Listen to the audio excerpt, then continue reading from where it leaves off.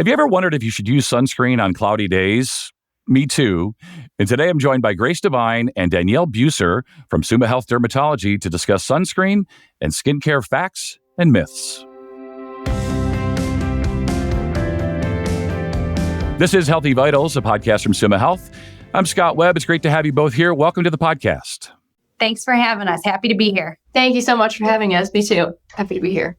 Yeah, it's always maybe never a bad time, maybe is the right way to put it, to talk about sunscreen, because I know we all have these questions and there's myths and social media and all that stuff out there, Danielle. So let's start here. What's the difference between chemical and mineral sunscreens, and how do they work exactly? Absolutely. Great question. So mineral sunscreens that you're probably starting to hear more about on social media are made up of active ingredients such as zinc oxide and titanium dioxide. When you think of those, you probably think of the lifeguards with like the zinc on their nose from a long time ago, but I promise they're getting better at formulating them so they don't leave as like a white residue. But basically what those do, because they're minerals, they act as a physical barrier on your skin to reflect the rays. Whereas chemical sunscreens made up of ingredients such as oxybenzone actually absorb the sun's rays before they get to your skin. Grace, how often, this is one of those questions that I struggle with, especially with my kids when they were little. How often should sunscreen be reapplied during the day, especially when indoors? Another good question. So with sunscreen, you want to apply sunscreen to your exposed areas to the sun 15 to 20 minutes before you're going to go outside. So it's always best to do it before you are at the pool or at the beach. Do it before you go. The key that everybody forgets is to reapply every 2 hours. That's typically what gets most people and what we see them when they get the sunburns. If you're going in the pool, the ocean, the water, keep in mind that that will wash off and you're going to want to reapply sooner than that. As far as indoors go, if you're indoors, it's not necessary that you have to wear sunscreen. However, I do want to keep in mind that people thinking they are inside, sun rays can penetrate through the windows. All of that can also accumulate over time. You walking to your mailbox, you driving in your car, all of that sun does stay with us over time and accumulates. So it is a good idea to wear sunscreen every day, even if you are indoors per se. This is another one of those age-old questions, right? As I don't even remember sunscreen when I was a kid. Everyone used tanning oil, Hawaiian Tropic or something when I was a kid. So as we began to have more protective sunscreens, and then the SPFs came out, and then the SPFs went up. So is SPF 100 really better than SPF 50? Not necessarily. So research has shown, and according to the American Academy of Dermatology, SPF of at least 30 blocks about 97% of our UVB rays. And these are the rays that cause sunburns on us. So if you go up in SPF 50, 75, 100, you might get a little more coverage against those UVB rays, but there's no SPF 100 that actually blocks 100% of those bad rays. One also thing to keep in mind is just because you're getting a higher number SPF doesn't mean it lasts longer. So, it doesn't mean that SPF 30 will last 2 hours and SPF 50 lasts 3 hours. You still need to reapply that sunscreen.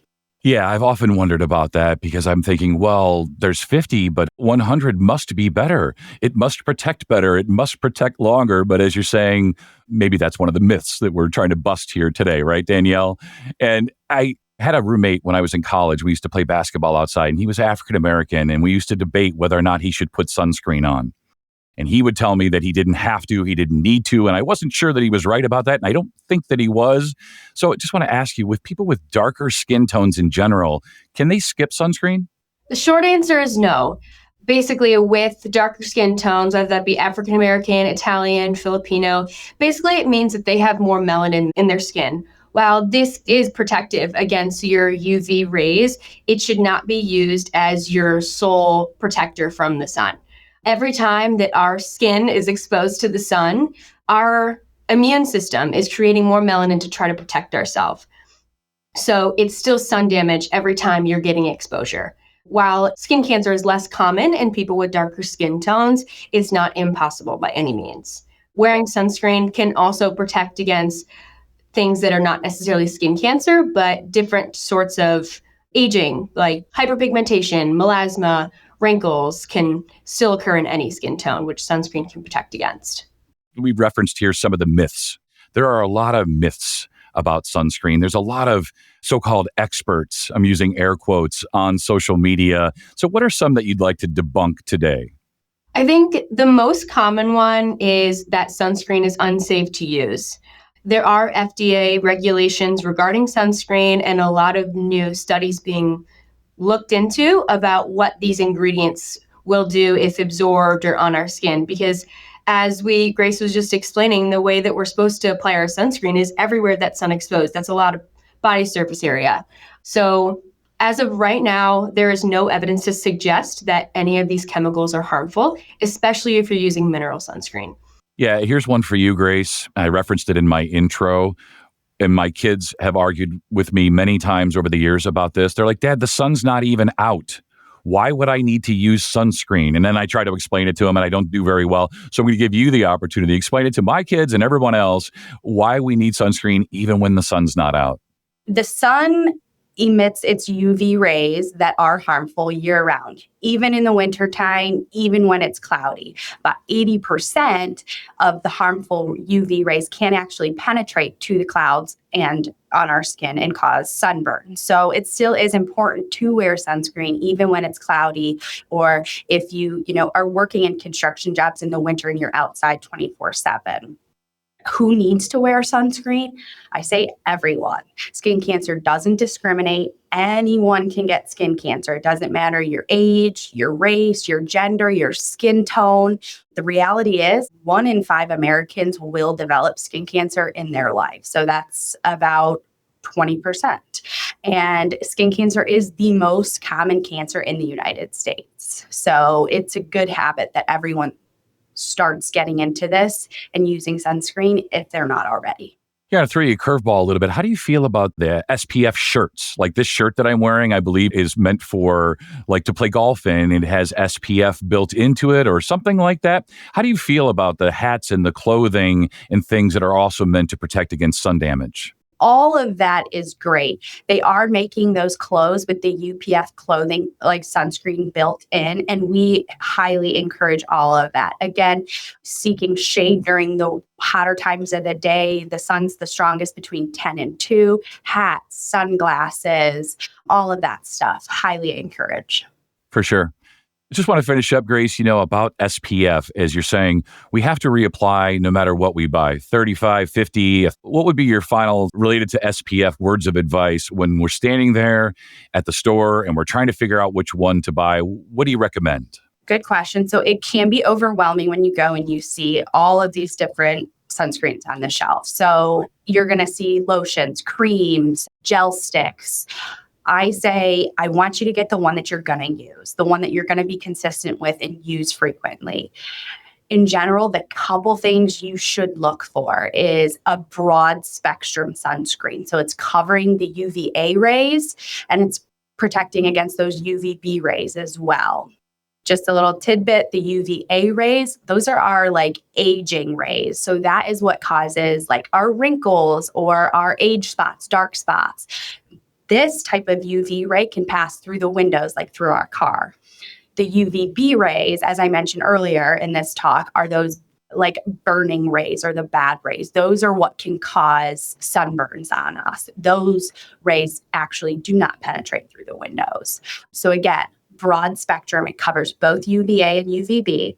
Water resistant, really no sunscreen is water protectant, but it's resistant. And then I always say an SPF 30 will do just fine. If you prefer greater, that's okay too. You're probably just spending more money and it's maybe just for peace of mind. But as you say, we really just need to use it. We need to reapply it. And the best one is the one we'll actually use, right? You got it. That's perfect. Danielle, let's shift to skincare routines and basic skincare. And these are things that are foreign to me because, again, I look in the mirror and I go, hey, I look fine. I am what I am. I'm in my mid 50s, right? But for other people who do take care of their skin, especially related to the sun, what are some essential steps in basic skincare routine? Definitely. So this is a really common question I get. My honest answer is that skincare is something that's highly customizable. It's personalized to you, things that you're trying to focus on. The bare bones of any skincare routine should have a cleanser, a moisturizer, and a sunscreen. After that, you're trying to target different things that are specific to either your skin type or any sort of sun damage that you've had, like if you have dark circles, texture, that type of thing.